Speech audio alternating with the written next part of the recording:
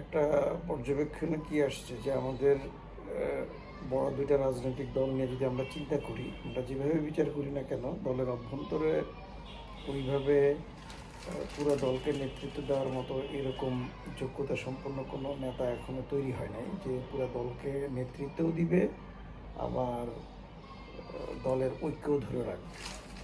তো সমস্ত পর্যবেক্ষণ বা যে কোনো আঙ্গিকেই বা যে কোনো কোণিকেই যদি আপনি চিন্তা করেন না কেন, দুই দলে পরিবারের বাইরে কোনো নেতৃত্ব এখনও উঠে আসে না যে সমস্ত গ্রুপ যে তাকে মাইনা নেবে এবং দলকে আগে নিয়ে যাবে।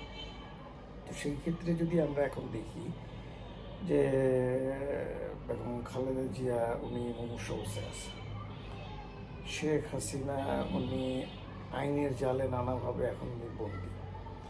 আর যেটা আছে যে আমাদের তারেক জিয়া, পরবর্তীতে বিএনপির ভিতরে যে পরবর্তী নেতৃত্ব তারেক জিয়া, উনি বিভিন্ন, আমরা যদি ইন্টারনেটে বিভিন্ন ইনফরমেশন এগুলো যদি অ্যানালাইসিস করি, দেখি যে হি ইজ নো হোয়ার, উনি কোথাও নাই, না দেশে না বিদেশে।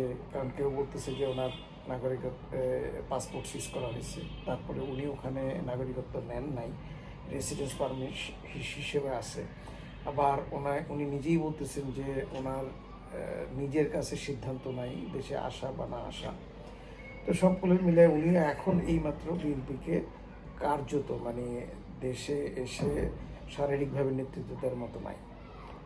আর জয়, আমরা জানি যে লীগের যে শেখ হাসিনার পুত্র সজীব ওয়াজেদ জয়, ওনারও এখন বিদেশি পাসপোর্ট, আমরা ইনফরমেশন, ইন্টারনেট থেকে ইনফরমেশন পাইছি। সেই ক্ষেত্রে তারও শারীরিকভাবে এসে, এবং আপনি যদি ইয়েই করতে না পারেন, নির্বাচনে অংশ নিতে না পারেন, তাহলে আপনি দলের প্রধান কীভাবে হবেন বা শারীরিকভাবে নেতৃত্ব কীভাবে দিবেন?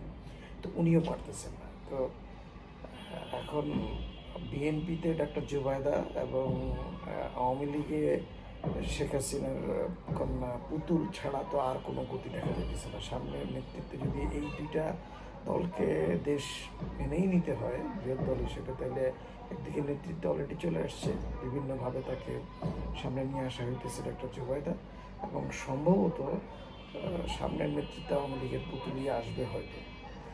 তো এটা মোটামুটি ডিসাইডেড। আর দলে বা লিগে এমন কোনো নেতৃত্ব এখনো তৈরি হয় নাই যে দলটাকেও এক ঐক্যের ভিতরে রাখবে এবং দলকে সফলভাবে নেতৃত্ব দিয়ে যাবে। সুতরাং আমাদের সামনে নেতৃত্বে আসতেছে যে একটা জুবায়দা এবং